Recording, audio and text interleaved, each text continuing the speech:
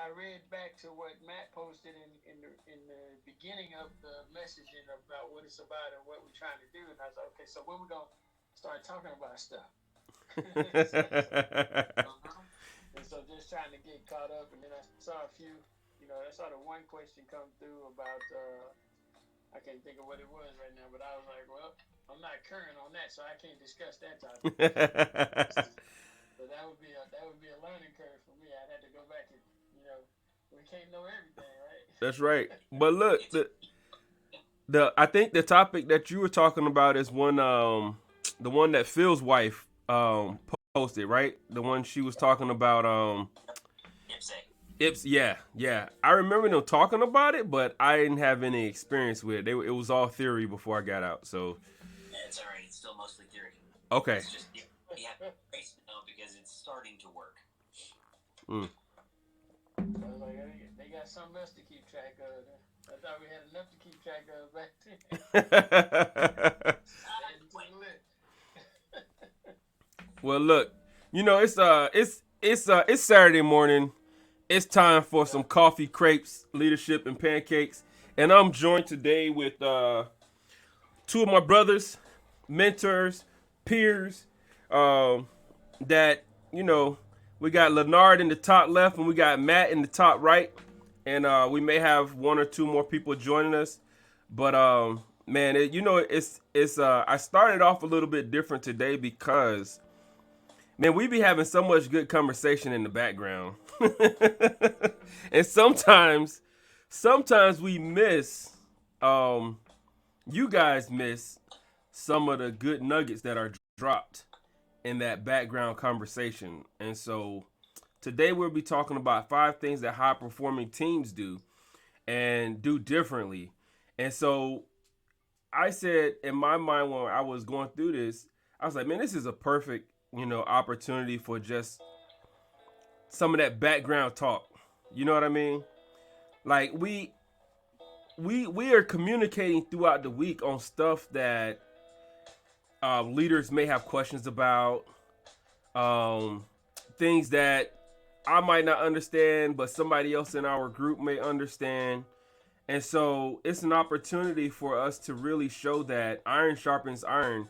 And just because you don't have the same level of understanding on one topic, you may have a higher level on another topic that is as valuable as the stuff that you needed help with.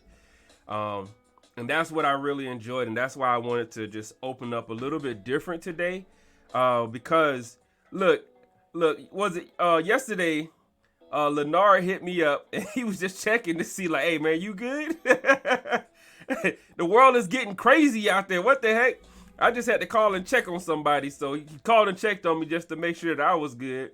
And I didn't even know what he was talking about. And then as soon as we get off the phone, I go and check. And sure enough, man, I turned the TV on, and it is madness out there. Everywhere. I mean, people getting hit in heads with hammers.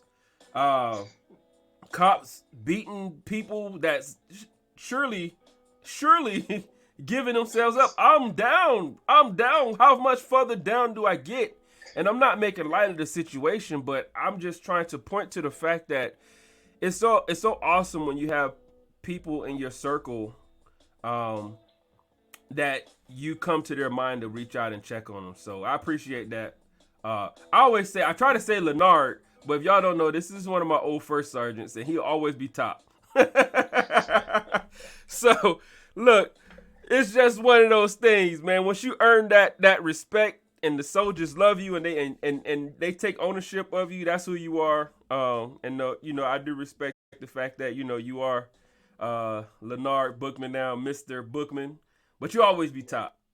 So. Hey, I got to be good because of people that I work with. So you made me better. You just I shine because you helped me shine. Look. But you, That's just but the way it went. I wish you had that video so we could pull it up. Matt, look, we talk about leaders and the way that we make our teams, and this is article 5 things high performing teams do differently. And it's great that you're on, Leonard, because look, every time we would have our group meeting, so the way that the VetCom is structured, it's a little bit different. So it was more like he was at the battalion level and we were at the company levels. And so whenever we would have our like massive competitions or whatever, I knew just based on my interaction with him, he's gonna challenge all of his, section leaders, his branch NCOICs, his platoon sergeants, or if you look at it, the first sergeants of that little region, right? And I was like, I used to look forward to it. I was like, he gonna challenge us, whatever it is. And it was always, most of the times it was something physical. So he had this thing with obstacle courses. He loved them obstacle courses. I mean, like how you were well into your career when you went and challenged the EF&B. And for those that don't know what we're talking about, EF&B is the Expert Field Medical Badge. It is the badge for the medical community in the United States Army.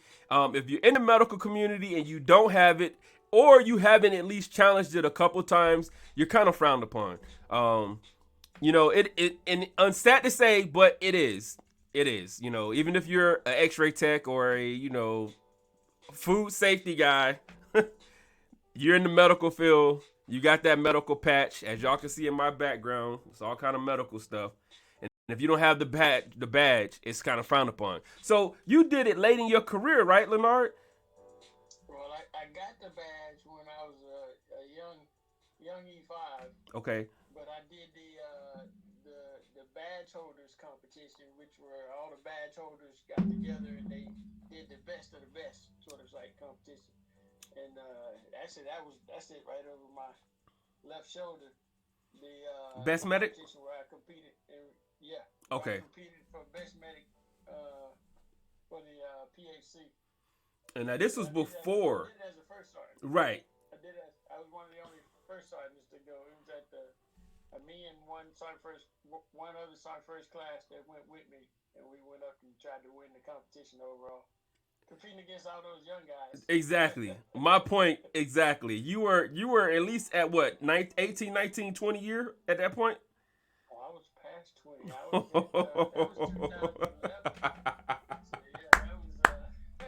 was at 22. Now, I'll just say for all of you leaders out there, I'm just saying, look. So your senior leader or your senior enlisted advisor or whatever you want to somebody that's over you who could sway the way things are going in your career, can help you, can hurt you in a lot of cases if they're not doing the right things, right? They come in and they're leading from example. How much pressure does that put on you to show up? Right? Because if you're a leader, if you're a senior leader and your senior leader is more active in your soldiers, with your soldiers, just involved, and they're seeing that this is what right look like, and then they look at you like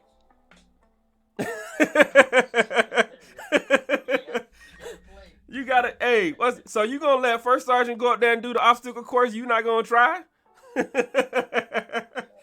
And so I really did appreciate it, man. Whenever we got a chance to get together, it was awesome.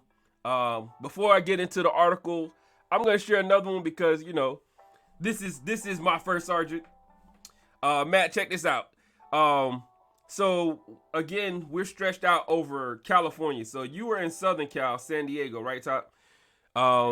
I was in Central California. That was my area. So I had a large area of responsibility in Central California, going all the way up towards the Travis area where Travis branch took over. And I get a phone call, and he said, "Hey man, what you doing?" I'm like, I'm not. I'm in the office, Top. He said, "Come outside." He done rode his daggone motorcycle from San Diego all the way up to Lemoore and was headed all the way up to San Francisco, right? Yeah. Just popping in, saying, "What's up? How y'all doing? What's going on? Where your bike at?" I'm like, I didn't ride the bike today. Had I known you was riding, I would have rode the bike, man.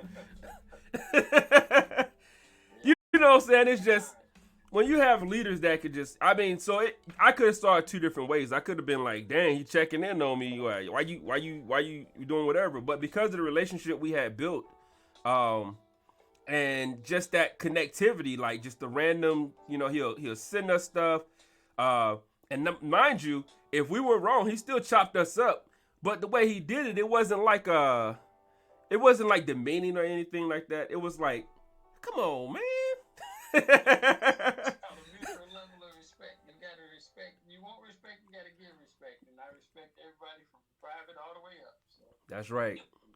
So that's just I'm glad to have you on today. It was a perfect topic to open up with, and so yeah, everybody that's joining us, thank you guys for coming out, hanging out with us for Coffee, Crepes, Leadership, and Pancakes. Today we're talking about 5 things that high performing teams do differently. So far we got Jewel Junkie popping up. Appreciate you coming on, Jewel Junkie. That's the boss. If you see, she's over in the top right hand corner, and that's my sponsor as well. And she will be going live again pretty soon. So all those people that's been asking out there, yes, she will be back up and running, doing her thing with the Fiercely Favorite Bling boxes, where they add style to your smile, $5 at a time. Everybody else, while you're out there, you like that advertisement? And it's a sponsor. I gotta shout them out. So for everybody else out there, man, drop a comment in the chat box. Let us know where you're watching from. You get a chance, smash that like, comment, and subscribe button. If you missed any of the shows, at the end they'll pop up in all these different places. Y'all know how it is. I haven't figured out how to do that, make them pop up while I'm live, but at the end it'll pop up, and you can watch some other shows. Leave us some comments. Let us know where you're watching from. We appreciate you. Okay, so today's article is coming from the HBR, and this focused on collaboration in teams, and it was written by Ron Friedman. It's called 5 Things That High-Performing Teams Do Differently. Hey, you know what? Technology's kind of jacked up, so if you guys, if I go out or if you don't hear me, y'all can hear me, right? Yep. Okay, good. So my viewers out there, let me know that y'all can hear me. Let me know if you can hear me. There was a show that I did, and the only thing they could hear was my guest. So my lips are just doing this, and they don't know what I'm saying. So please let me know so we don't go through a whole show and I'm muted. All right, we jumping into this thing. All right, gentlemen. Do it. Okay, so when it comes to building extraordinary workplaces and high-performing teams, researchers have long appreciated that 3 psychological needs are essential: autonomy, competence, and relatedness. Decades of research demonstrates that when people feel psychologically fulfilled, they tend to be healthier, happier, and more productive. Facts. In my opinion, that's facts.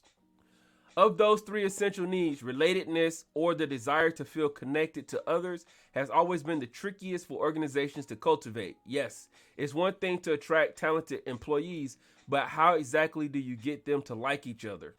COVID has made fostering relatedness all the more difficult. While working from home has been a boom for autonomy, empowering many to decide when and where they work, a lack of physical proximity to colleagues has made it exponentially more challenging to create close personal bonds. We're going to drop a pin right there and spin our wheels a little bit. What you got on this one, Matt?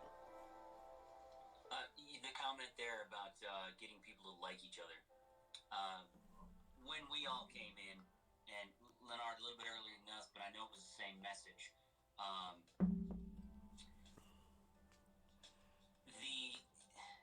The leaders would say, "I'm not here to make friends," and reinforce, "You're not here to make friends." And I agree with that overall. Your job is to not make friends, right? Your job is not to allow friendships to get in the way of you being able to do your job, stop you from being able to be effective.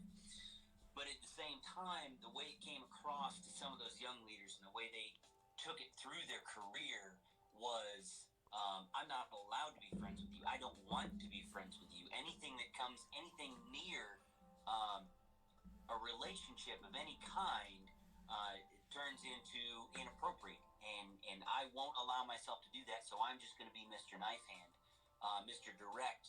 and I think it took away from their credibility when they would say things like, well, we're a family. Hey, trust me. That's Hey, right. we have your best interest at heart. But you won't stop and have a conversation with me. You won't listen to me and allow me to be a part of the conversation because I don't need to be your friend is the first thing on the top of your mind. It became that protective shield. And with that shield down, still being well aware of inappropriate relationships and not allowing ourselves to do anything stupid, with that shield down, we open ourselves up to what we have here, which is, welcome Joseph, a group of great friends who the Army would otherwise say no, right? Or the Army we grew up in. Getting each other to like each other, I don't think is as important as getting each other to understand one another and respect one another. And you can't have really either of those things when you have that solid barrier in place. Right. That's good. And, you know, I will piggyback on that, Matt, in that when you first come in, what do? They create a common enemy. And so, you know, it's like you have to, in basic training, Army basic training, I say, they make you hate them, the drill sergeants. They make you hate them with the common goal of graduating, sticking together to graduate. It don't matter what you do when you first come in, right? That first 2 weeks or 3 weeks, everything you do is wrong. And if you don't do it together and you're not in sync, it's wrong. And even if it is, the first couple weeks is wrong. So that make you link up and become even closer to that battle buddy. So it merges you to that person or those people that's around you, even if they're from different places, or it forces you to learn this person, right? And sometimes they battle buddied you up with somebody that was completely from a different place, different perspective. I hear so many times when I was in that I had never seen black people before in real life. I had never been around white people before in my whole life.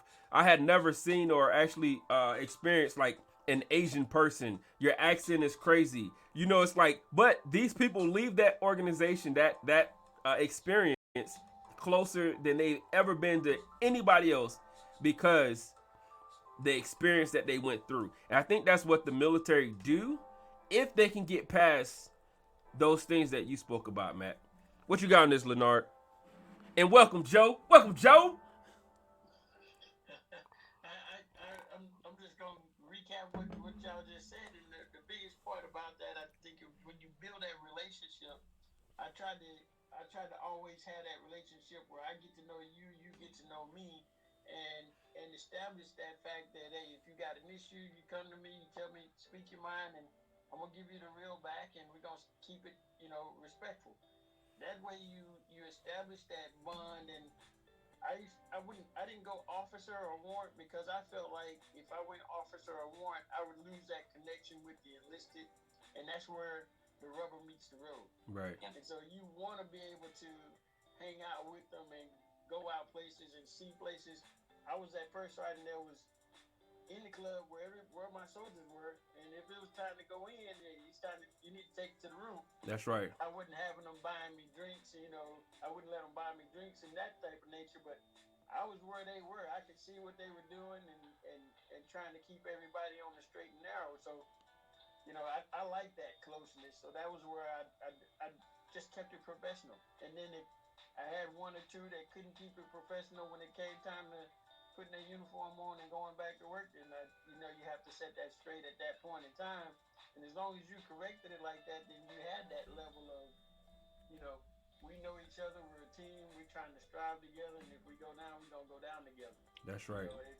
I felt like at all times what you do affect me, and what I do represents you. So that if you have that style of leadership, then it works out for you. But I tried to always keep that wall down as much as I could.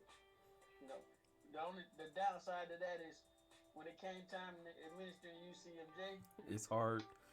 It's there's no more bond. I can't help you. That's You're right. on your own now. That's right. You gotta raise the price. So that's what I call cut the rope. If you dragging me down, you gotta cut that sling load. You gotta cut the sling load. That's right. What's up, Joe? Yeah, establish the bond. What you got, Joe? What's up, my brothers? How you doing? Oh, TDY kicking my butt. Yeah, man, you out there, you doing it. Hey, hey, you know what? That they got the right person doing it though, right? Definitely the a man of integrity, uh, a man of God that's not gonna go into there and be swayed one way or the other. You're gonna see what's going on and you're gonna take an honest assessment, and you're gonna do and represent the IG and the Army well. So, I appreciate you, man. yes, sir. Yes, sir. I missed the question. I heard some profound responses. So it was basically we were talking about. So it's the 5 things that um, high performing teams do differently. And right now they were talking. Matt was talking about how one of the things that really hurt is when you come in and you say, I'm here. I'm not here to be friends." And so when they take that literal, they miss the opportunity to create that bond. So and I was just saying how my first sergeant Leonard, how he he was really good at doing that, and it helped us. For me, it was a challenge. Like if he's doing it one way and it's working well, and I'm not engaged, then it's gonna look bad on me because my soldiers are looking at like, hey, this is a good leader right here. What are you doing, buddy? You're absent. You come in, you close your door, and that's all I see. I get these negative emails, and then you tell me, like Matt said, you could come and talk to me, but I'm not there to create that relationship. So that's kind of like where it was, and to summarize it. Oh, that's fantastic. That's actually something we've been working on our internal team because most of the team is new, and team building is an art. There's a little bit of science behind it, but from the senior leader perspective, if you don't understand those principles, then the team will never form. And especially from the first arm perspective, when you come in, the team is starting over because the captain of that team is new. But if you got the closed door concept, um, and you can't show people how to be a person while conducting business, because I think that's important, being able to still get the job done. I love what Matt was talking about, and you as well, Tay, especially the way you broke down basic training. We have a common goal, common enemy, common goal, whatever, however you want to classify that. I look at that in the same pool, and it's what brings people together. Something that we do very well in the Army, at least as of late. Starting to run into a few challenges, I think. Losing our sense of what separates us from the civilian world. I think that's really unfortunate. But back to team building. The stages of team building, formation, enrichment, and sustainment, and understanding that it's circular, it's not linear. Right. It's not, oh, we got it, and we're here, and then That's right. we'll back to step one. Yes, we will. As soon as somebody gets upset with somebody, we go back to step one. You got to go. But interpersonal tact, I think is something we don't focus enough on in education, whether it be professional or personal, of us learning how to talk to people. And there was a time, probably maybe 2009 to 11 or 12, the Army was really, really big on treatment of persons. Y'all remember that? Mm-hmm. It was the new style policy according to regulation that every commander had to have. And then we had training that was called treatment of persons, right? I was in a hospital, it was CO2 or something like that. Yep. Consideration of others training. There it is. I couldn't remember what it was, but I remember it reminded me of some type of chemical compound. Yes. And so Yes. I remember that training all the time, every week. Yes. And so, and team building, consideration of others is what we learned in basic training, right? don't focus on me. You need to think about the ones that are right there with you. And in order for you to consider them, you got to know something about them. That's right. You got to know something about them. They're not robots. I was talking to a leader a couple weeks ago, and he has a misconception of what the military is. And I said, sir, we're not robots. We're not all alike. We don't all think alike. We don't all have the same job. We don't all have the same talents, skills, knowledge, or ability. And, here's a surprise for you. Not everybody that wears uniform is a hero. That's right. Right? That's And right.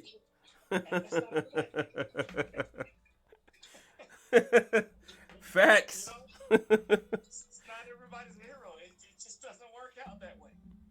But us leaders wouldn't be where we are today and sitting here on this excellent conversation without those who are not a hero, because I've learned more from those who are not a hero than I have from those who are. That's right. I learned how to take care of the ones who are heroes by dealing with the ones who are not.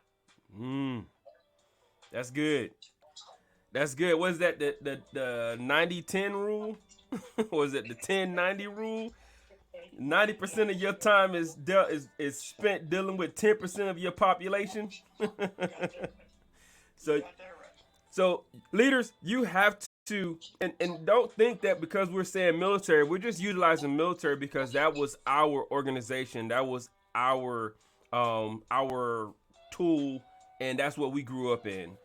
This is in all organizations, okay? It's not. I want to be like 100% that this is always, but if you go into any organization, I can almost guarantee you that majority of them gonna have that same 90-10 rule, right? It's gonna be that you're gonna spend most of your time dealing with problems. So that means you have to be more intentional about dealing with that 90% of your population that's not getting into trouble, that's not doing these things. And that's why it's so important for you to understand how high performing teams, what they do differently. And it's not gonna be perfect. It's not, right? It's not gonna be perfect. But what you can do is you can practice perfecting your art and your craft. That way, when you are dealing with that 10% of your population majority of your time, the other 90% don't feel neglected. So, on that, go ahead. I'm with you there, but I like to make it. I only have 5% of problems. So I say 5% take up 95% of my time. So if you focus on where the 5% are weakest, and if you can bring them up, then that'll build up the rest of your team. So try not to be 90-10. Go for 5 and 95. Hey, 5.95. If it could be 5 day, that'll work too.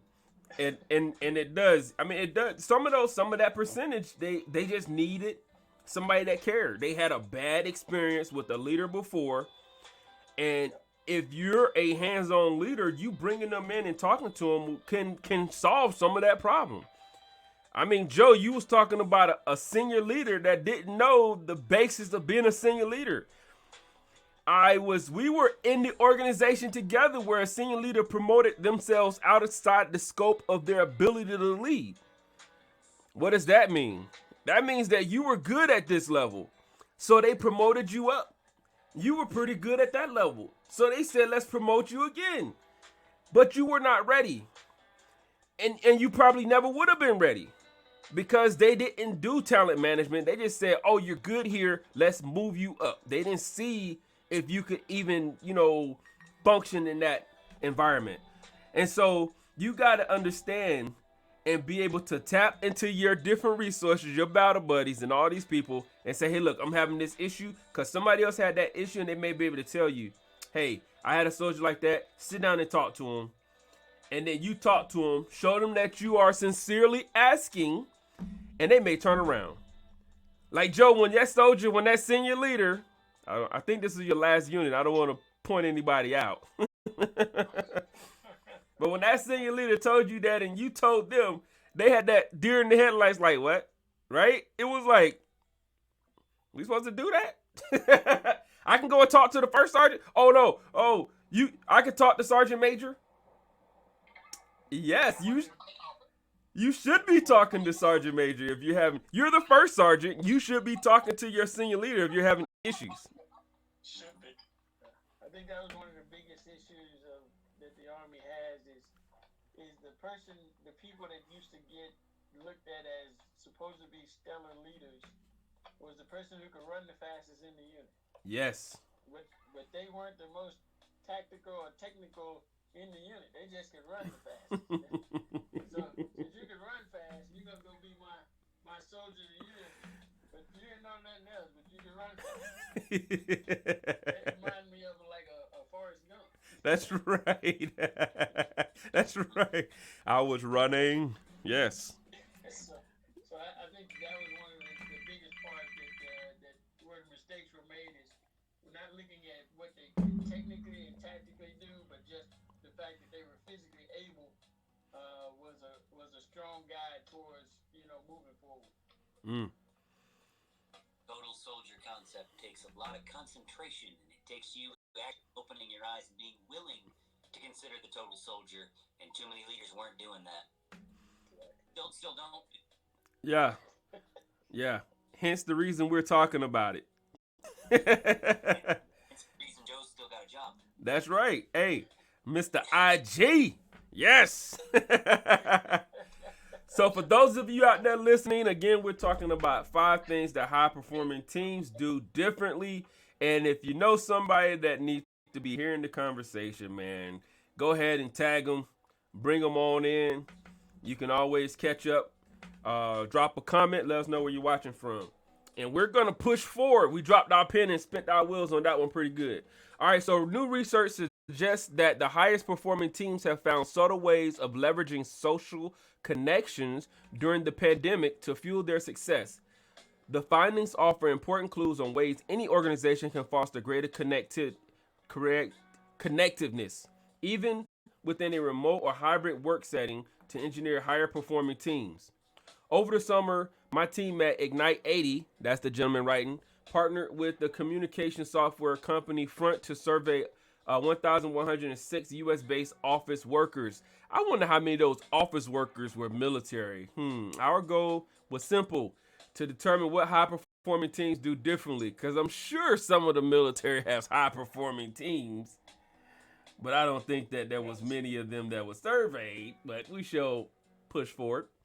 To identify members of high-performing teams, we had respondents rate their team's effectiveness and 2, compare their team's performance to other teams in their industry. Workers who scored their teams a 10 out of 10 on both items were designated members of high-performing teams, allowing us to compare their behaviors against everyone else's. And while I was reading this earlier in the week, I was thinking, how biased were they? Right? Yeah, that's a good point. How biased were they? But at the same time, most of the time, when you're asked to rate your team by an outside source, your rater isn't asking you. Your senior rater isn't asking you. And those people who evaluate you are the ones that we have a tendency, unfortunately, to be less truthful with. But if someone's asking me from some survey somewhere, how effective is your team? I'm gonna be honest. And I think a lot of other people, especially, like I said, when they're not talking to their first sergeant, their commander, those people that directly work over them, they'd be more likely to tell them, well, we're effective here, we're ineffective here, we could get better here, because there's no backlash, there's no repercussion. Right. I'd believe an open survey like that more than I'd be willing to believe people that I just went down and surveyed in my own unit, because they might think, oh, hey, well, he might come back at me for some of this. Right. I hope my soldiers don't think that, but you never know. Yeah. I can see that. That makes sense. I still wondered.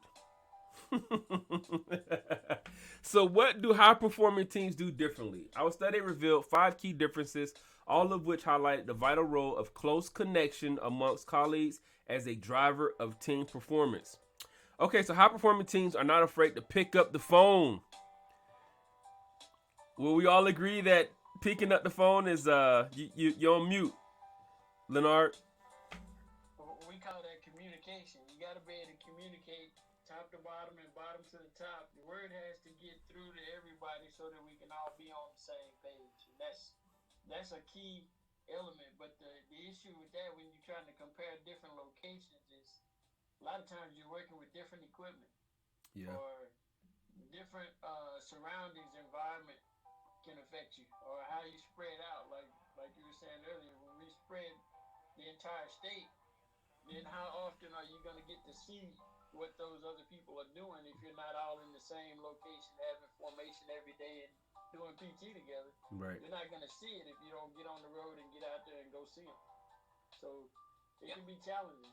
And so you have different challenges in different places. But I always say it boils down to how effective is your team when you're not there. Mm. And that's what it comes down to. If somebody falls out, can you still complete the mission?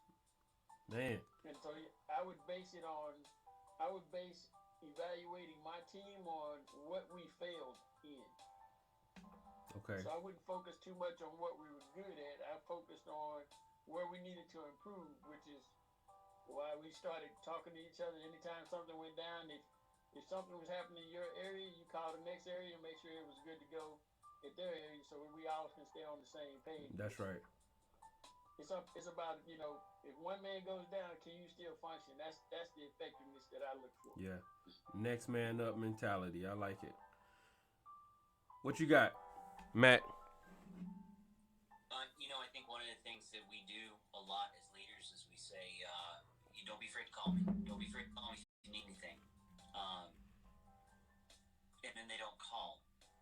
I've been lucky enough to get phone calls from first sergeants, first classes, staff sergeants, just, hey, Sergeant, I got a question for you. Go ahead. Absolutely. The way you respond when they do call, the fact that you do respond when they do call, or stop you when you're walking away from formation, or just walking down the hall, or when you pop into their office, like I so often do, and I'm sure I can get annoying on that point too, because I'll come in and start a conversation with, good morning, or good afternoon, how are you today? And then 30 seconds to talk, and then, the email I sent you this morning?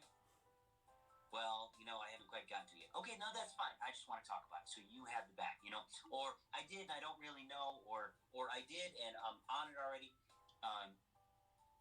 That next level of communication can be, like I said, kind of annoying. I've had leaders who would send an email and you'd hear the bing and then clump, clump, clump, clump, clump, and not even going to open the email because here he is right here. I had people like that. And you know what, though? What's wrong with that? I sent you the 5 W's and the facts, and these are talking points, and let's talk about them right now. Great, no problem. Personally, I prefer face-to-face to a phone call, but if I'm driving somewhere or I'm TDY somewhere and you got to reach me, give me a ring. I love talking about things with people like that because whether they know you or not, and no matter how well they know you, text and email don't have tone. And the tone that they find is tone that is in their head at that time. Their perceptions of the day. They had a crap day. That's right. The nicest thing in the world, and somehow it came across as you being a jerk. How dare he say that to me like that? It happens all the time. No, I think it's integral that we have that voice at very least and face-to-face communication every chance we get as leaders. Man.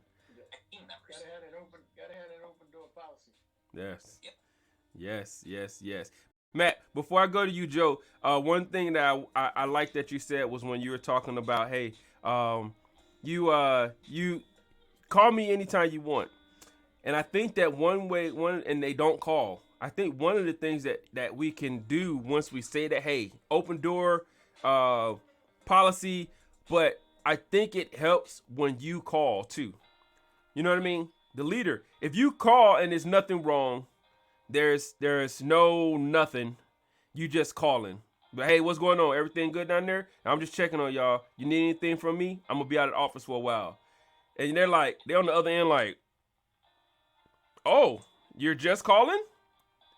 None of my soldiers or none of my people did anything wrong. No, everything's great. Thank you. I appreciate it. Yes. See, now that would have went different, definitely, if it would have been an email, right, or a text message, because then they're projecting everything like you said from that day into that text message and be like, man, micromanaging me, blah, blah, blah. Versus you hearing that person saying, hey, look, one, there was an open door. You can call me anytime. Oh, and they're calling me and they're just asking, is everything okay? And letting me know, because you also hear this. You check down, not up. Right? Right? You know, you check in, right? Yeah. So Sergeant Major Gonzalez, when I was a first sergeant, was in my office more than any sergeant major previously. He'd just walk in and sit down. How you doing today? Jaw hit the floor the first time. People like, what's going on? How you doing? You be like, building, and I'm like, look at you, walk around, Sergeant Major. Want to talk to you? How you doing? did I miss a meeting, Sergeant Major? Point where that one visit alone impacted me so much. I'm in my first sergeant, my detachment sergeant's offices every day if I can swing it. Just pop my head in. How you guys doing today? Pop into the training room. No, I don't have anything for you. You got anything for me? Yeah. I can't get every single day and all the time, but at very least that's the way to build that trust. That's right. And you know who used to do that a lot? Major Rodriguez. When we were the command team, and he would be like, hey, Top, let's go. And so I'm like, where are we going? We would walk through every office and shake hands like he was going for office, like he was politicking for office. But he just walk in. If they had babies, he would have kissed the babies. I'm telling you. And he would just be like, hey, how you doing? How's everything? And I'm just like, I'm watching him and I'm like, wow.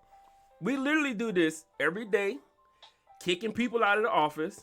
And every morning he's doing it and he's checking on everybody.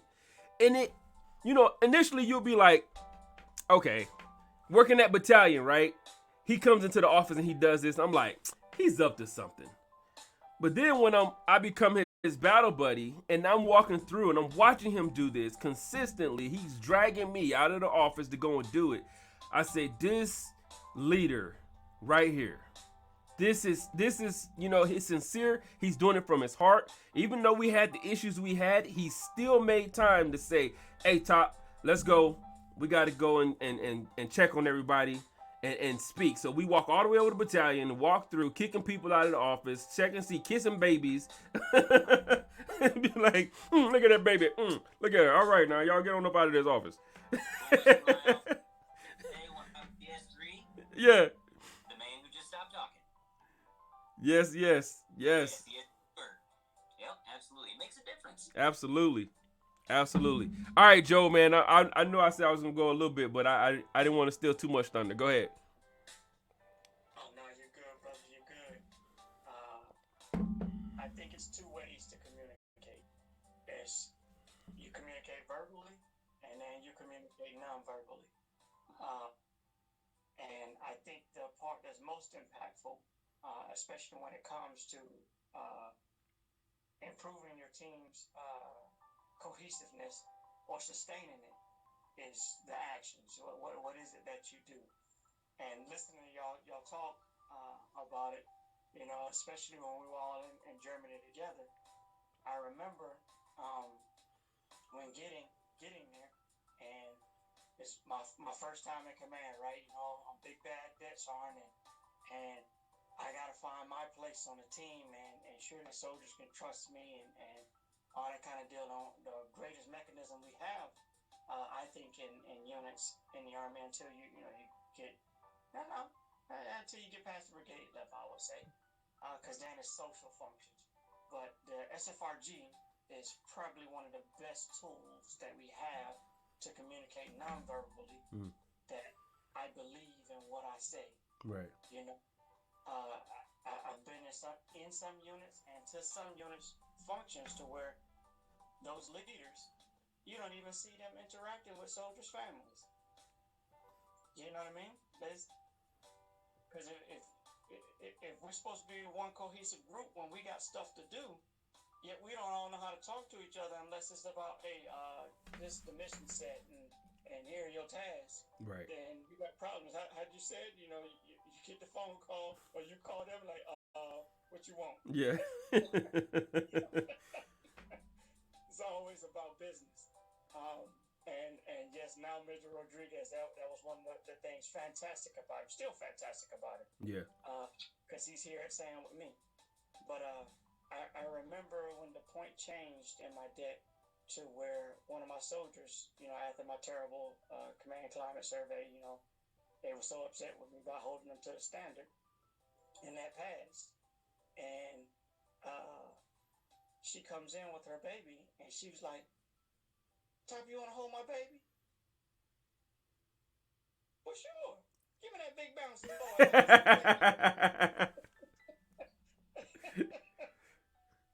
He was a workout. That little fella was a workout. And the soldiers got to see me interact with the baby, and they saw the baby interact with me.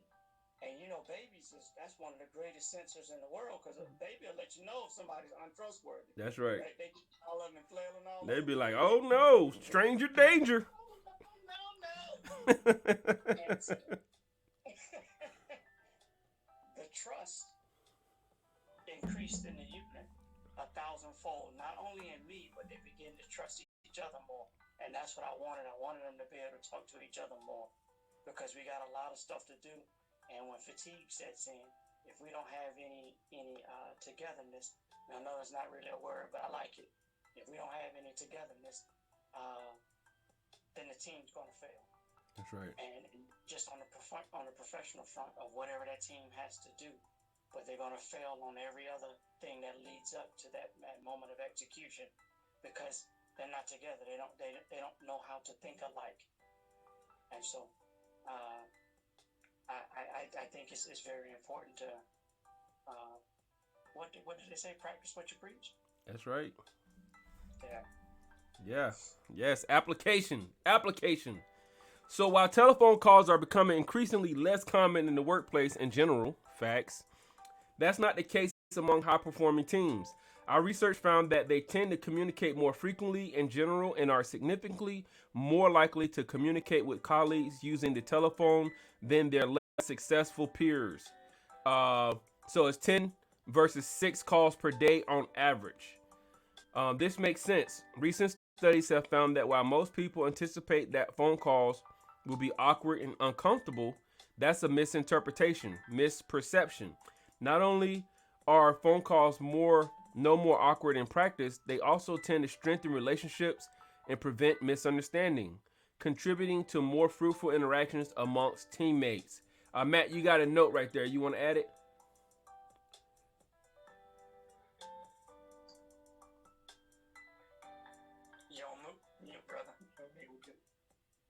Face-to-face, thank you.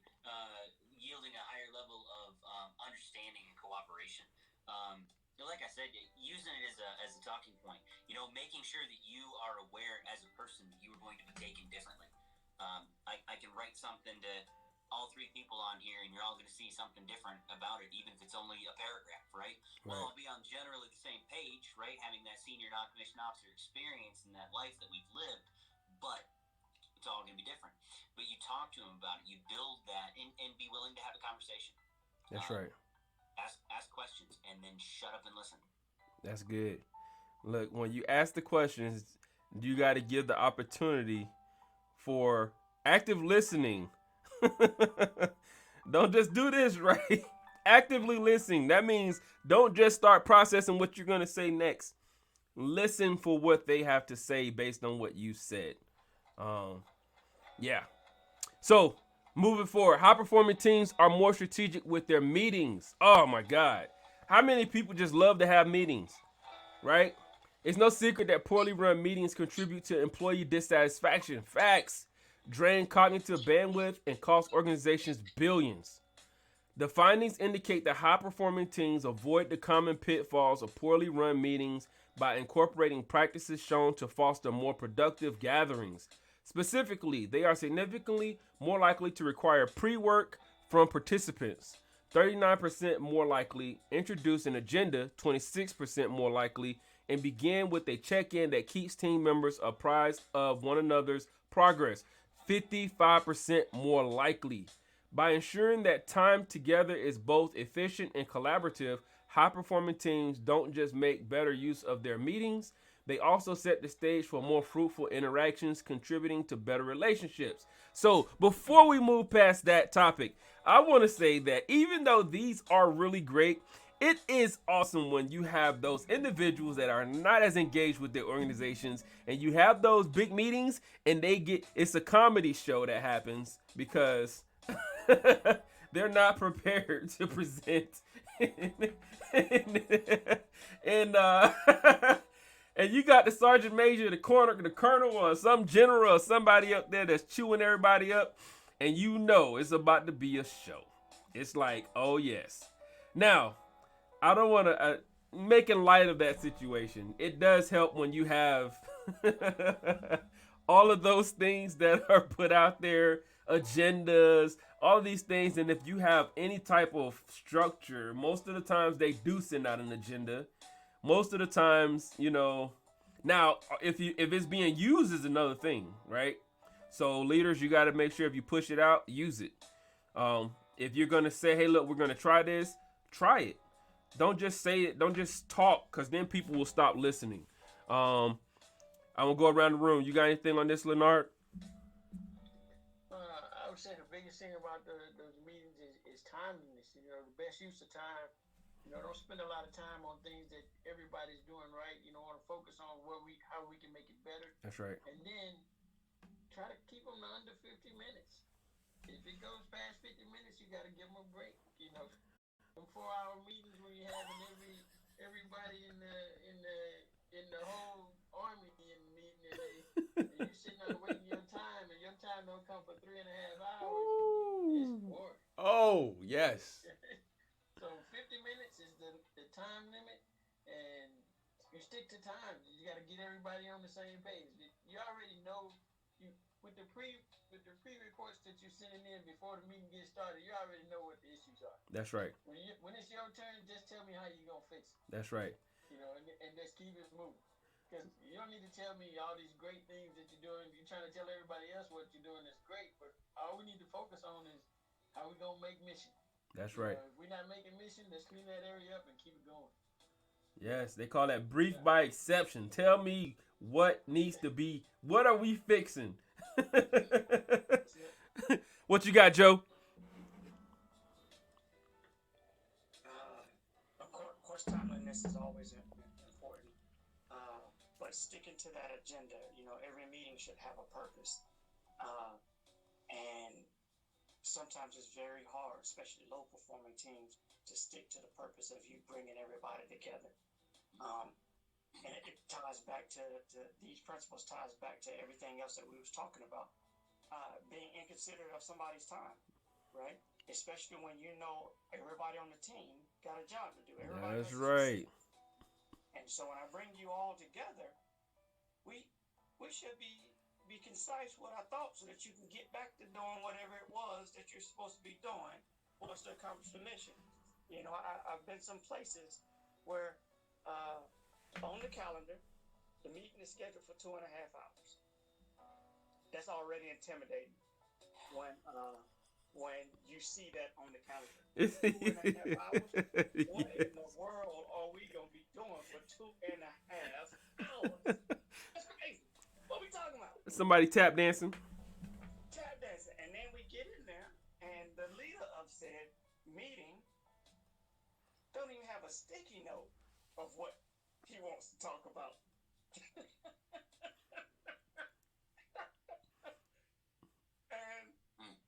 And so immediately I am disenchanted, to say the least, right? Right. Okay, what are we here for, right? And so I'm not the only team member that thinks that. And so productivity of that meeting it immediately begins to go down. And so joking about it, yeah. But when we talk about what high functioning teams do,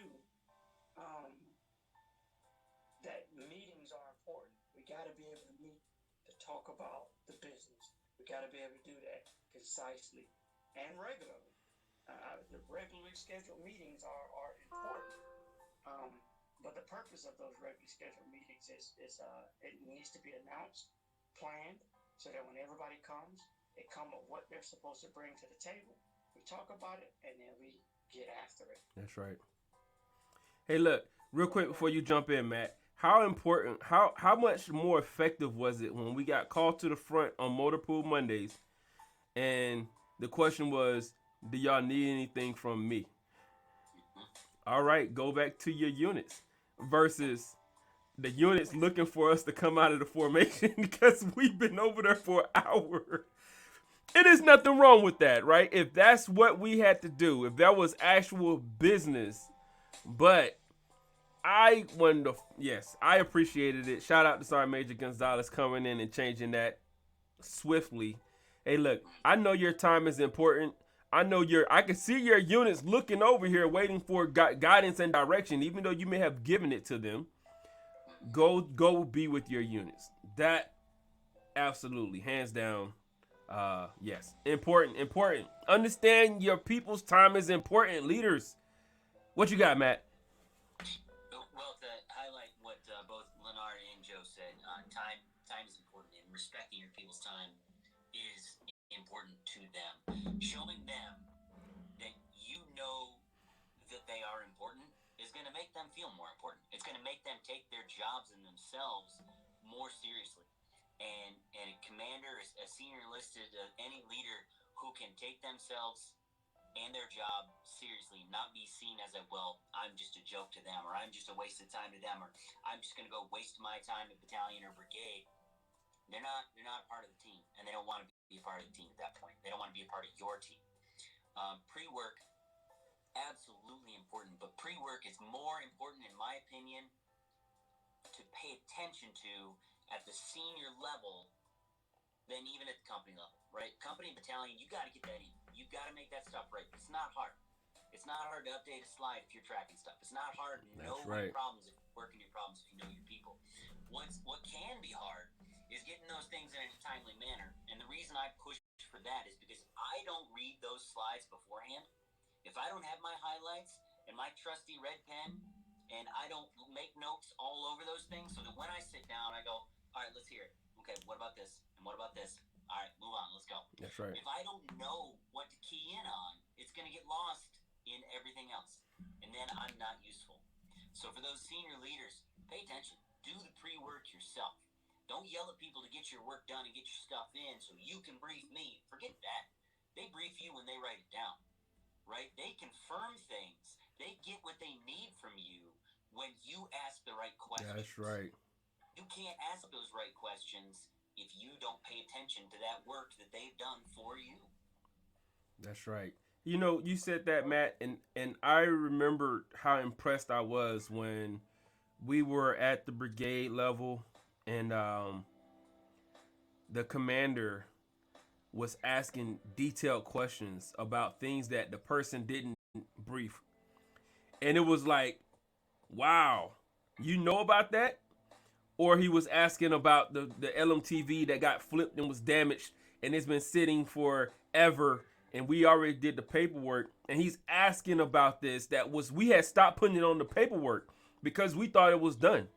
And he's asking about this because he's done. We did our part by putting in the stuff and he's literally tracking this and he's like, okay, I don't see it anymore. What's the status on it? Are you guys okay? And so that showed us that he's really looking at this paperwork. We're not just filling out stuff just to fill it out. He's actually looking at it. He's assessing it. And he wants to know, how can I help you get better or fix this situation versus we're just taking up your time and I need to hear everybody talk and I want to see how well you brief. So leaders, if you're out there, man, understand that it's important to go both ways. If you're at one level, understand what your requirements are and why it's important. And if you're at the higher or lower levels, understand what yours are. Okay? So high performing teams and go ahead. One more thing in there. Yeah. If you just being a good leader and it's for the leaders, if you're in charge of the meeting, you should come to the meeting. You've already gotten the pre-report sent in. You've read it all. You should be asking questions and not being briefed. And that'll make it a whole lot shorter. Absolutely. Yes. Been there too. I think Colonel McFarland used to ask, he'd be like, all right, what about this? XYZ, what is this? Yeah. I was gonna mention him because that's the way he did. One of the things I appreciated most about him is that not only did he have that, but any AAR comments that we may have had from an operation or something like that, when he came to the meeting that was about a specific mission, he would make mention that he already knew it and what he had already done or coordinated to fix that problem for you. Yeah. Right? Making us much more excited to come to the meeting because it's going to be productivity while we. That's right. That's right. Yes, or the pleasure of welcoming as my hospital center commander come June. Oh, really? Oh yeah. Look, we're gonna have to get him on the show, man. Be like, come on in, Jay. Hey, look. So I'm gonna go back just a little bit, and I'm gonna say I'm gonna fall back on this one. It is thoroughly funny and comical, cause our time is precious. But if I have to be here, I do appreciate those ones that are not prepared. I'm like, hey, somebody gotta fall on this sword. If we gotta be here, go ahead and entertain me. Tap dance, buddy. Tap dance. So watch it. I remember being in like the senior leader forum or something like that, and the command teams, we all go up to brief the boss one at a time, and then you see the command team who you can see them sweating, and then it's their turn, and then they get the training, and somebody says, you know what, I don't want to hear anything when it comes to training from the commander. That's right. I'd like to hear what the first sergeant got to say. Come on, first sergeant. Like, oh no. It's good times up. That means first sergeant had nothing to do with training. So I'm ready to eat him alive. That's good. That's good. That makes this whole week. That's right. This 3-hour long meeting and the 1 hour drive back was worth it.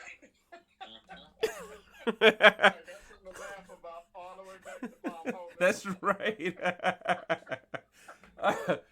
All right. High performing teams invest time bonding over non-work topics. Yes.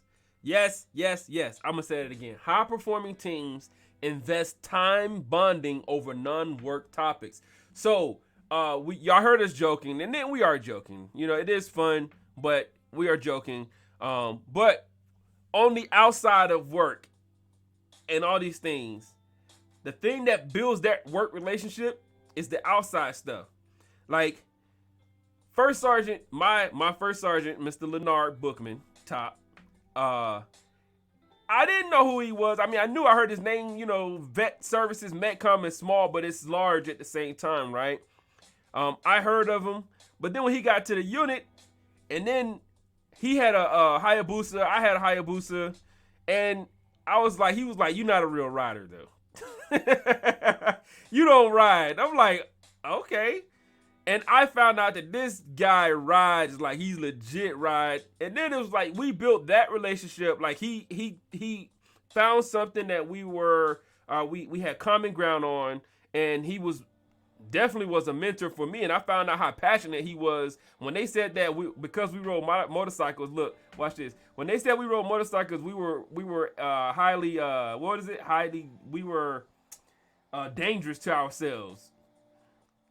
He was so passionate about that thing. He was like, hold up, wait a minute. I feel like we are more safe. We're safer drivers than the other people. What are you talking about? I'm a high risk. That was it. High risk category, yeah. I was like, oh yeah, I'm on the same meeting. I'm like this. I'm like, yeah, man, that's my first sergeant right there. I ain't no high risk because I ride. Now I know what they're saying. Those young service members that go out and get on the bike and they decide to jump right in. Never rode before, probably never rode a bicycle before. And they get out there and they get a 1,000 cc and up. It's a death warrant, right? Because they're not mature. And not 100%, right? It's not 100%. But statistically, most of the times it's a young service member or young person in general that get a bike and they go out there and they don't know the speed. They don't respect the bike, okay? But for those seasoned people who are out there, you're probably safe. Now, that's what I'm talking about. Building that relationship outside of the office. And Leonard was talking about it earlier. He said if his soldiers were in the club, he would find himself in the same club.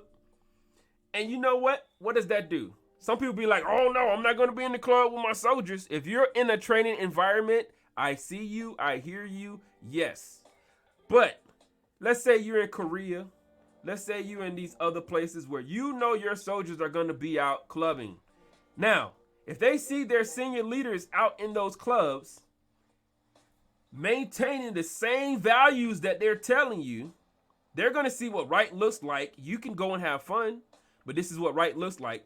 And oh, by the way, you have a curfew. Okay, we're going to make sure, they're making sure you get back on time so that they don't have to be on the other side of that Leonard was talking about. Well, he got to cut sling load. And he got to wrap you up. Because I used to say, I got to take care of my soldiers, and I got to take care of my soldiers. So I would rather take care of you before I have to take care of you. If you don't understand what I mean, it's one side of the fence, the other side of the fence. Sometimes I'm on the desk. I'm your person that's advocating for you. The other side, I'm over on the other side of the desk with the commander, and we ripping that rank off and sticking it up on the wall with everybody else. Well, not everybody else, all the other rank that was taken off. Okay? So that's you gotta build a relationship so they understand when you walk out of there, right? Even though you may have had to be on the other side of the fence of taking care of, when you walk out of there, you say, hey, look, it's not the end of the road. Now, how do we get back to where we need to be at so that you can still get to where you want to go? That is a good leader. Okay? So, from a managerial standpoint, it's easy to frown upon workplace conversations that have nothing to do with work. After all, what good can come from employees spending valuable work time chatting about a major sporting event or blockbuster film? A lot. However, research suggests that discussing non-work topics offers major advantages. That's because it's in personal conversations that we identify shared interests, which fosters deeper liking and authentic connections. Yes. Within our study, we found that high-performing team members are significantly more likely to spend time at the office discussing non-work matters with their colleagues, 25% more topics that may extend to sports, books, and family. They're also significantly more likely to have met their colleagues for coffee, tea, or an alcoholic beverage over the past 6 months. Facts. In other words, the best teams aren't more effective because they work all the time. On the contrary, they invest time connecting in genuine ways, which yields closer friendships and better teamwork later on. What are we doing right now? This ain't no work time. This is what we're doing. We're building, connecting, creating relationships that are lasting forever. Like, if you guys don't realize it, we got one of our members, Phil, who's not on right now, and he want to be here. He can't be here because other things take precedence. Guess what? We built that relationship. We're going to come around and surround him and say, you don't get off that easy, but take care of what you got to take care of, and we'll see you when you get back. Shout out to Phil, our brother. Yes, sir. You know what I'm saying? What y'all got on this one? I say break bread together and you'll bond even more. If you go eat together, you're going to talk about some of everything, but you're going to create bonds that will always be there. That's right. So, what you got, Joe? Leaders call. Getting people together and having them talk, reminding them that it's okay to talk to each other, regardless of what your rank and position is. Just like on the weekend, we were talking about, hey, I'm Matt on the weekend. He might be sergeant again come Monday when we're in the office, but we build that through creating that opening, breaking down those walls, letting them know here's when that door is always open, but here's when that wall comes down. That's right. Back up to. That's right. What you got, Joe? You already hit it, Tay. The reason why we all on these screens right now is because we did all those things when we were together. We met regularly at either the cantina. That's right. Once a week, we met there. We was always in each other's offices. Matt always had a new book for us. That's right. Hey, y'all, I got something I need y'all to read. Check this out. Matt always had a book for us, right? As well as jokes, And so the team, I remember talking with just soldiers from 421 while I was was still in Germany after all of us had pretty much departed, and they were like the dynamics changed. Yeah. And the reason why the dynamics changed is because first arms weren't talking no more. Mm. Right? It went back to them all being in their little holes, and so training, being able to get together became much more difficult. Mm. Soldiers stopped talking with each other from other organizations because you know what? When I see my senior leader talking with a leader from another organization, and that means it's okay for me to go talk to somebody That's right. from the other organization. That means I can make time for it, right? And so soldiers run around in a different country, and I don't really know nobody, but then they see their first arms. All the first arms are always together, this, that, and the other.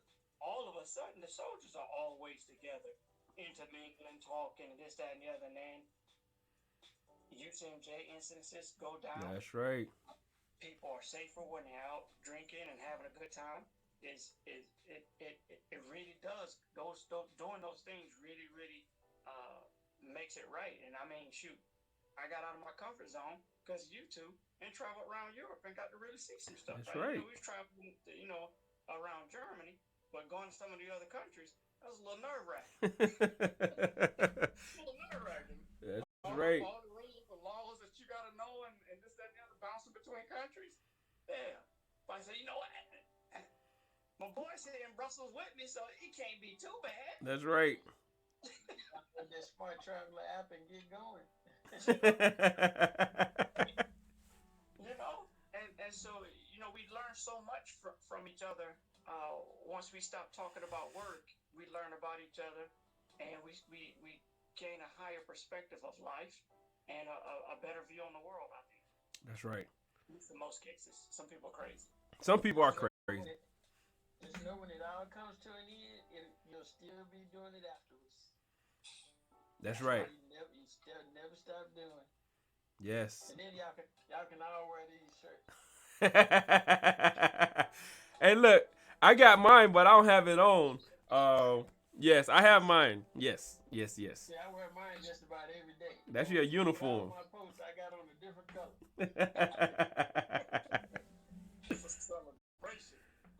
That's awesome. It's a mentality that you wear a uniform for so long that when you get out, it's just like having on a watch. You miss it. Yeah. And so I traded my uniform for this shirt, and I got a drawer full of them. So I can wear it. Unless the wife say we going somewhere special, I got on DD214. And I'm advertising it every day. I'm gonna make a shirt for you. It's gonna have DD214, but it's gonna have Papa Gift logo on there too. We're gonna have coffee, crepes, and leadership on the back. And hats. Yeah, that's good. I never thought I would wear one of them veterans hats, but I love putting on my hat now. Oh yeah. Look, my son just got me one. It's right here. There you go. Look. Hey, I'm gonna tell you something about that hat. Now, when you get out, if you go somewhere and you go somewhere on a frequent basis, people treat you differently when you got that hat on. Huh. Certainly. They look at you differently when you got the hat on. That's right. It is crazy how you can tell the difference. In some places, I know where I'm going. I definitely got to take my hat because I'm going there, and I'm gonna get a different response when I walk in. And people gonna help you out more, and then it just comes with the uniform. It's your civilian uniform that carries over. You got that hat on, you get a different level of communication. Somebody might not speak to you at all, but you got that hat on, they're gonna say good morning, thank you for your service. That's right. It's just standard. Good point. They just walk right by you. Good point. I like it. All right, so moving forward, high-performing teams give and receive appreciation more frequently. I think we were just doing a whole bunch of that. A key reason the need for relatedness contributes to better performance at work is that it makes us feel valued, appreciated, and respected by those whose opinion we prize. It's why recognition is often a more powerful motivating force than monetary incentives. Yes, within our study, members of high-performing teams reported receiving more frequent appreciation at work, both from their colleagues, 72% more, as well their managers, 79% more. Critically, they also reported expressing appreciation to their colleagues, more frequently, 44% more, suggesting that within the best teams, appreciation doesn't flow from the top down. It's a cultural norm that's observable in peer-to-peer interactions. Now, Matt, you got a note right here. You want to add it? 2 notes. 1 note, create a culture that shows genuine gratitude to its members. Let me say that again. Genuine gratitude to its members. Yes. And you find your people eager to be the ones perpetuated by their own words and actions. The reason I say genuine gratitude is because too often we get the team, the commander, the senior enlisted that walks around and says, hey, thank you, you're doing a great job. Oh, you're a great American, you're doing a great job. You know what I'm doing today. You have no idea what I did this week, this month. You gave me 15 like I crashed into your car this morning, but I'm doing a great job, right? No, thank you. That's not genuine. Right. Right? It's not hard either, and it doesn't require a 638. It doesn't require a coin. Those things are nice. Give an award. Give a coin. Have that recognition. Call them up in front of formation. Call them out while they're in formation. The other thing comes from an Air Force lieutenant colonel that I had an interaction with at my wife's promotion last year, and he said, "Let's round of applause for the people who were just promoted, because believe it or not, they do mass promotions over there. I hate them, but it's okay." Round of applause, and then he said, "Now let's stop and think about that one. And I want you to think about what you just did. You just applauded an achievement that these people had in their lives, something they've worked hard for, something they've done." He said most people, honestly, and there have been studies done on this, I didn't quiz him on it, but there have been studies done on this, most people, the last time they hear applause for something they've done is walking across that stage getting a high school diploma. Yeah, true. We just don't do it, right? And Napoleon had that great quote, "Give me enough ribbons to place on the tunics of my soldiers and I can conquer the world." It's absolutely true. When you recognize people for the great things that they do, they know that you're paying attention. They That's know right. it matters. That's right. That's good, Matt. You know, one of the things that it reminded me of when I read that was, do you know, imagine the look on your soldiers or your subordinates or your juniors' faces when you're in a mass meeting and you recognize them and they were not expecting it. How they feel when you put them in for a recognition. You call them up to the front of formation. We get so used to it, but then imagine when you get it. Like I'm telling you, we got him on the show today. Leonard, he did that at one of the last events that we had. Hawaii, our region command team came down, and we put in for all our people. And then all of a sudden they called me up to the front. I'm like, what the heck is going on here?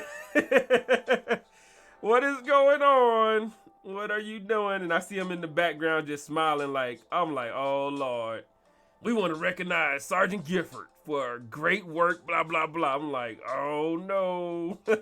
But it don't happen, so it's hard. It don't happen enough to recognize our seniors. Therefore, it's kind of awkward when it does happen. And so I guess that's a good awkward because you're so unselfish that you're taking care of everybody else. You have your senior leaders that recognize that, okay, it's great to get these juniors, but we also got to make sure that we recognize our senior leaders as well. So I appreciate that. Leonard, I always remember it. I remember how it felt. And that's why I always make sure that I did it and continue to do it for my junior enlisted and my NCOs. That's always a big thing that, you're not just recognizing them, like you said, it doesn't always take a 638, but it's good to have an award ceremony monthly. On a monthly basis, you should be having an award ceremony of something. If it's nothing but Soldier of the Year, NCO Soldier of the Month, you should be having an award ceremony. And then with that award ceremony comes the certificates that that the other leaders have put in for those soldiers and have those awards come out, because awards are big. That's right. And and not only in the awards, but even in your monthly counseling statements, you should be recognizing the things that they achieved and the positives that they're telling those how well they're doing, they're doing well. That's always a big influence. That's why you want to have those counseling statements or those counseling sessions where you're saying, this is what you're doing great, keep doing it. You know, you're going to always have, this is what you can improve on, but they still appreciate the fact that you recognize what they did in that time period. That's right. For your junior CEOs, they got to get their quarterlies. They're looking for it. In fact, I applaud those that come in and tell me what they did so I can write it down. That's right. Not just me recognizing, but what do you think you accomplished this month or this quarter? And all of that comes back in the end. It boosts morale, leads to a better team. That's right. That's good. I'm glad you hit that. What you did well, on top of what you can improve on, right? They go together. Don't just focus on one, because then you're doing what Matt was talking about. I just hit your car and you saying, hey, you doing great and wonderful things. Tell me both. Tell me the full story. And you will find that your soldiers will appreciate you. Your subordinates, your junior personnel will appreciate it more. And you're building that relationship, because now they trust you. This person's telling me the good, the bad, and the ugly. I can trust them. Okay? All right. High-performing teams are more authentic at work. Yes, yes, yes. When you see this person and you know that's the true person. Within our study, members of high-performing teams were significantly more likely to express positive emotions with their colleagues. They reported being more likely to compliment, joke with, and tease their teammates. In emails, they were more likely to use exclamation points, emojis, and GIFs. Sounds familiar.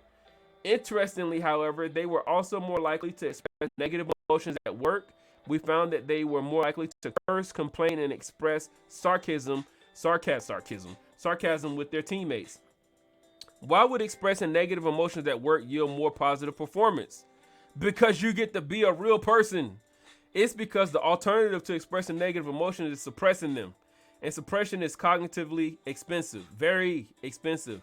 It involves expending valuable cognitive resources attempting to hide emotions from others, leaving less mental firepower for doing the work. Previous studies have shown that authenticity contributes to workplace well-being and individual performance. Our research suggests it lifts teams' performance as well. Needless to say, there are times when expressing negative emotions at the office isn't helpful or appropriate. What this finding suggests is that to the extent that team members express the psychological safety to express their full range of emotions with their colleagues, overall team performance tend to benefit.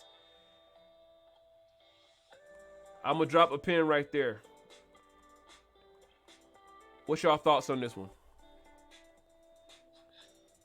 I think we should have a show on that last section right there. By itself?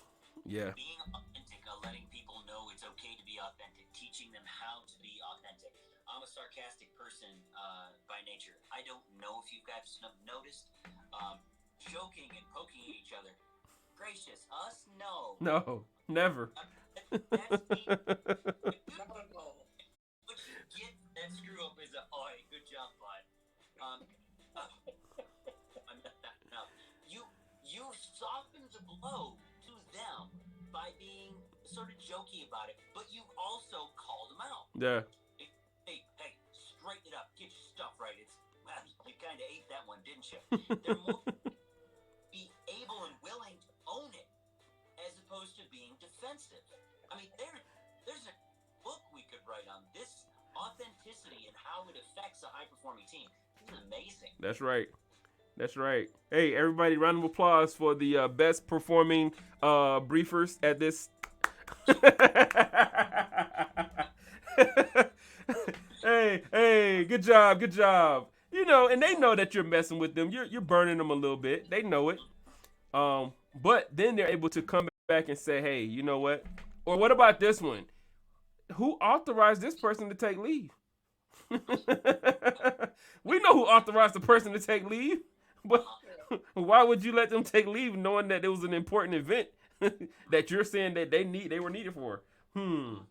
Yeah. So, anyways, that's great. I think we could too, Matt. What y'all got on this, Joe, Leonard? So Go ahead, Joe. I was gonna say, I tie both of them together. The sense of gratitude, uh, it increases people willing to be themselves in that environment. As you were just talking about it, Jay, it took me back to Fort Hood when I was there the first time, right? And so every other week, so I think it was on even Fridays we did foot marches, and odd Fridays we did pool PT, right? Mm-hmm. And so after we were in pool PT, after we were not drowning so much, we could actually swim.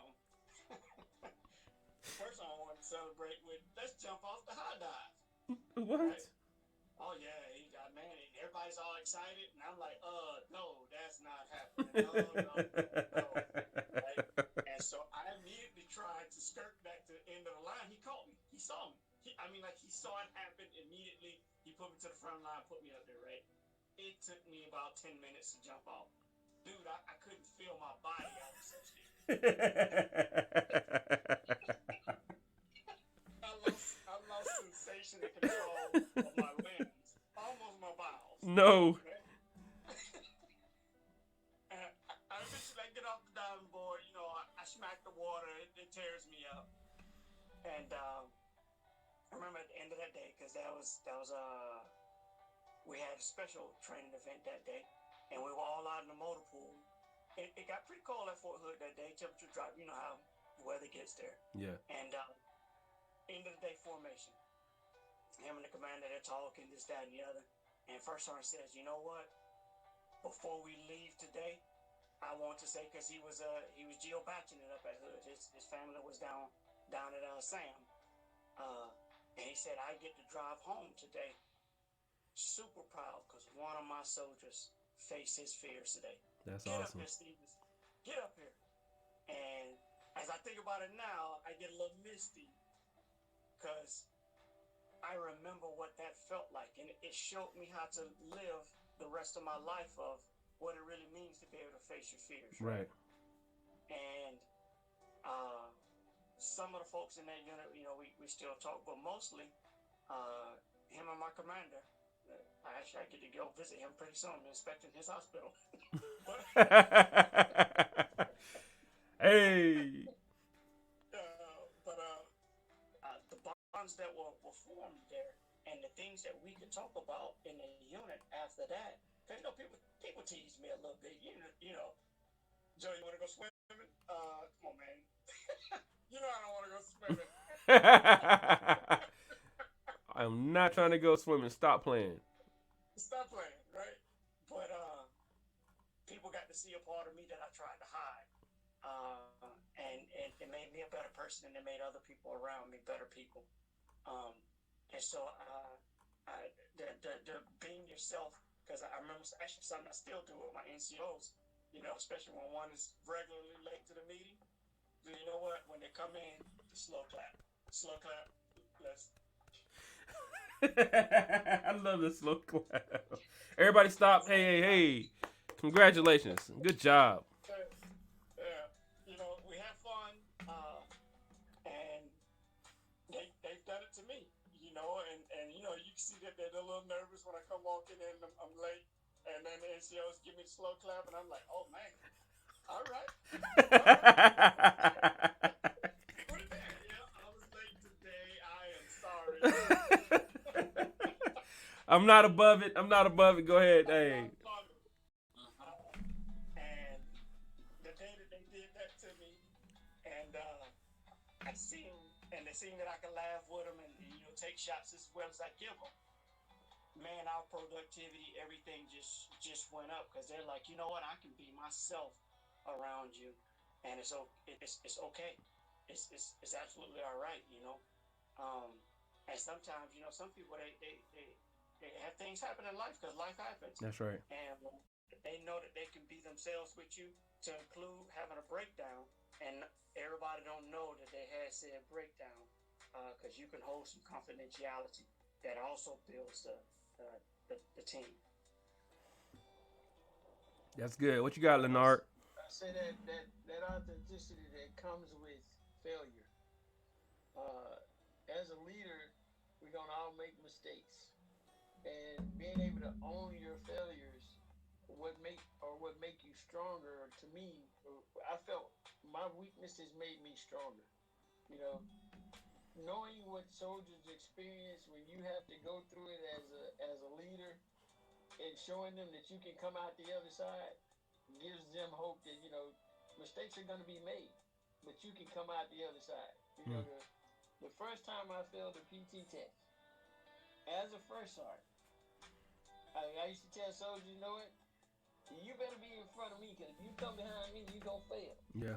So I didn't have to be at the front. I wasn't the fastest runner, which that comment came earlier. Everybody got promoted because they had the fastest run. That wasn't me. I was the one that just knew all the details. But ultimately, that day that I failed that run by like 6 seconds, and I had to go see Sergeant Major and say, look, Sergeant Major, I just had a bad day. I failed the run. He said, so what you gonna do? I said, I'm gonna come back and take it again tomorrow. Because that's the one thing that I practiced in the unit. If you failed the PT test, I gave everybody another shot within the time frame of me having to write you up and fail you. So if you can fail, if you can come back and pass it the next day, you had one more shot. Yeah. I always did that. And I used to, you can attest to that. When soldier failed, I say, hey, they gonna take it tomorrow. Yep. But you control your unit, and by doing that, we had so many 100% APFT passes. Somebody might fail today, but then tomorrow they come in, they knock it out. It saved me time having to write somebody up, do all this paperwork when they could do it. You knew they could do it.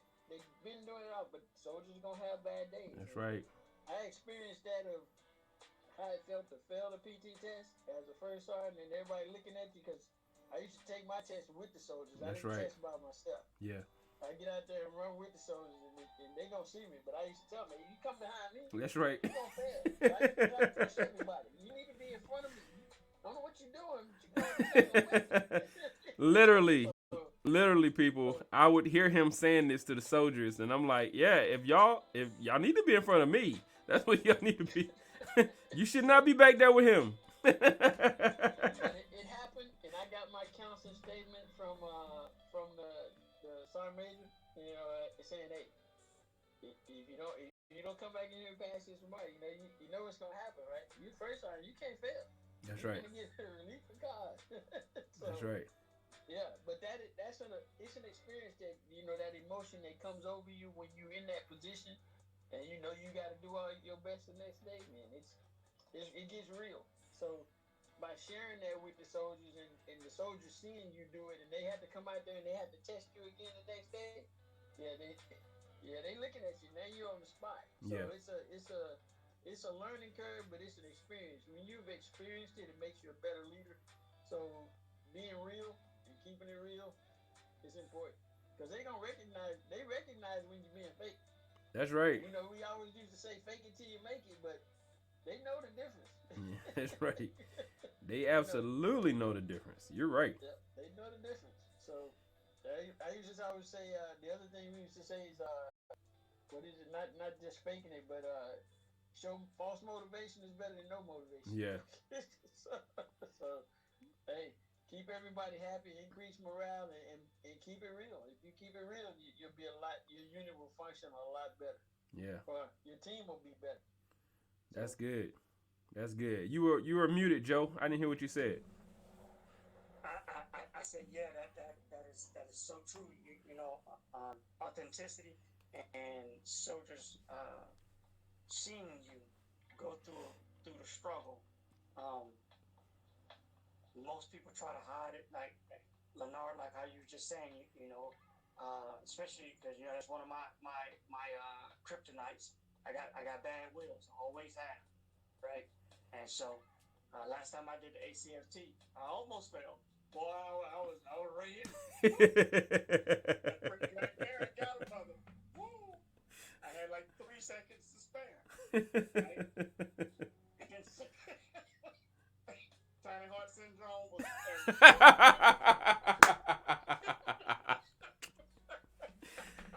Not the tiny heart. Tiny heart. I mean, my little Grinch heart was beating so hard. And so, I come through. And my orderly room SRC, she's the one grading the lane that I'm in. And she's like, first sergeant, you know you didn't make it. I said, I didn't. All right. Well, I'll come back out tomorrow, whatever the case may be. And, I went to go walk it off because, I still got another event to do. My kids are talking to me. And she comes back over. First sergeant, I was wrong.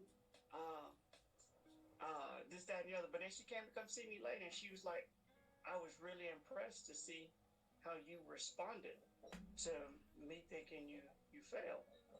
And I said, well, we're human beings, right? Yeah. And I try to exemplify the things that I tell y'all. I'm not perfect. That's right. Nobody is, right? But you know what this tells me? I got to get my butt back in the gym. You know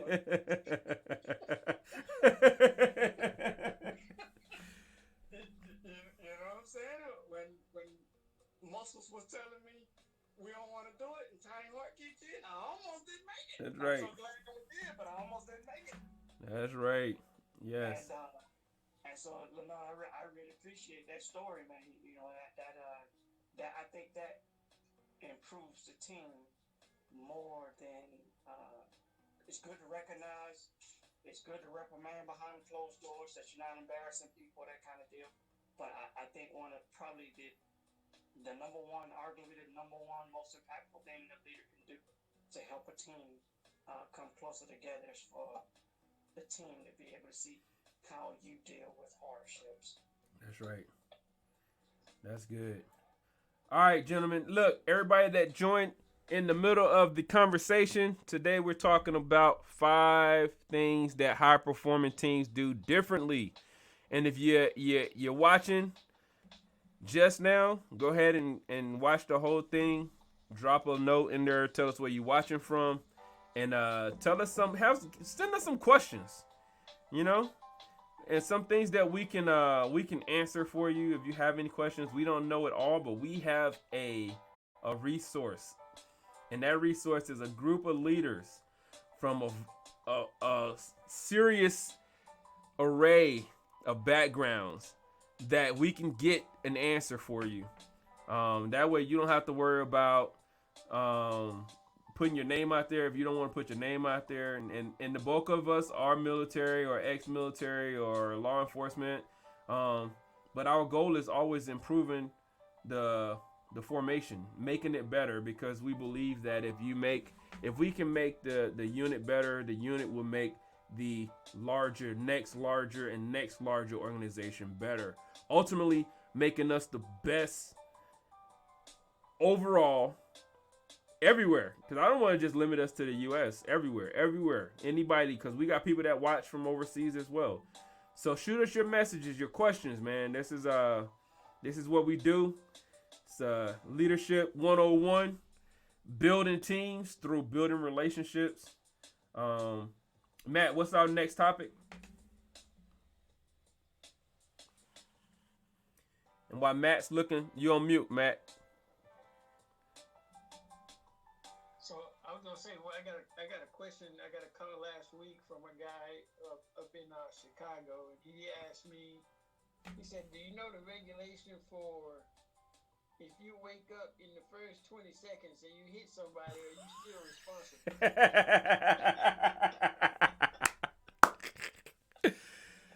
Oh. I said, let me go to work. I looked up a few things. I looked in the Army Medicine Guide and found some stuff on UCMJ, but I said, it ain't nothing that is going to free and clear you from hitting somebody just because you just woke up. See, look, he pre-planning some stuff. Be like, I'm just going to lay here until you grab me. That's why we started just banging on stuff from a distance. Everybody get up. Turn the lights on. What you got, Matt? Question. The next topic that we're going to be covering next week is good feedback is a two-way conversation. Ooh. And that is also a Harvard Business Review, HBR, available open source. Google it, or request it, and we can send it to you with all of our notes on it. That's right. Look, again, good feedback is a two-way conversation. That's gonna be excellent. That's gonna be good. I feel something in my spirit right I now. know that's right. Pass the offering plate. You know what I'm saying? I feel it right now.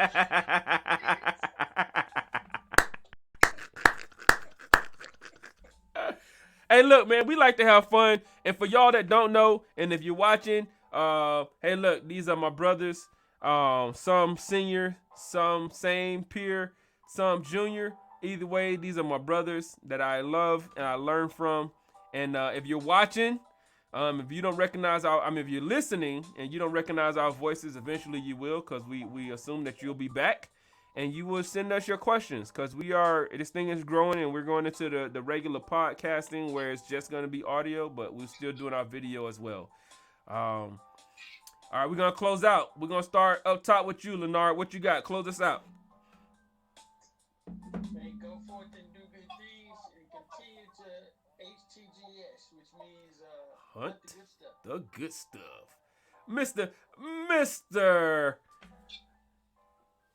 I'm not even going to go it.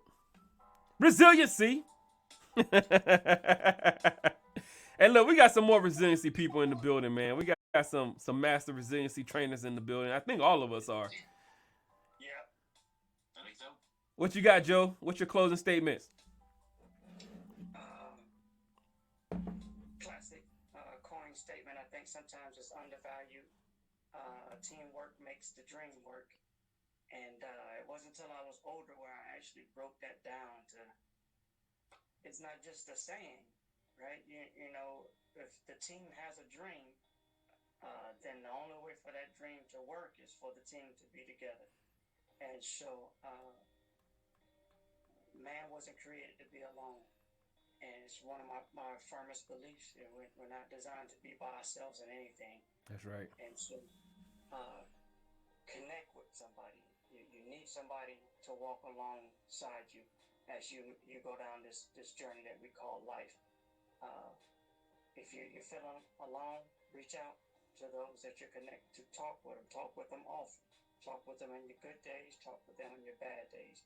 And for the receiver, I've said that a good friend has two responsibilities. Laugh when your friend is laughing. Cry when your friend is crying. Be strong. Lean on each other. That's good. Thank you. All right, Matt, give us your closing statements. Shoot, I don't want to follow that, Joe. That was really good. I'll keep it. Better than a bumper sticker. Be open, be genuine, authentic, and be consistent. They are hard things to do. Every one of those things takes work. It's hard work to be open. It's hard work to not put on a face and be just the person you think you need to be. It's hard work to genuinely care what other people say sometimes. Sometimes you don't have the mental bandwidth for it, or the emotional bandwidth for it. Find it. And be consistent. Whoever you're going to be is who they're going to see you as. And if they see you being 180 degrees different from who you were yesterday, it doesn't matter how open you are. They're going to see that you're not authentic. They're going to see that you're not genuine. That lack of consistency is going to shut off. Whether you open that door or not, it's going to shut that door right back in your face. That's right. That's good. I'm going to close out with the summary. In some, our studies findings suggest that creating high-performing workplace takes more than simply hiring the right people and arming them with the right tools to do their work. It requires creating opportunities for genuine, authentic relationships to develop. Fostering close connections among teammates need not be expensive or time-consuming. By incorporating simple evidence-based practices that yield better communication, more productive meetings, and deeper friendships, every workplace has the ability to fuel people's basic psychological need for relatedness and lift team performances. Again, that was article by Ron Friedman, and the article was 5 things that high-performing teams do different. If you just came in again, You can watch it, catch it on the replay. We appreciate you coming out. Remember to like, comment, subscribe, and drop some comments in there. Tell us where you're watching and listening from. On that, it's Saturday. You guys be blessed. Have a wonderful weekend, and we'll see you next week. Peace. Good talking to you, gentlemen. See you next week. Yeah, you guys take care. Hey, y'all as well. Take it easy, brothers. All right.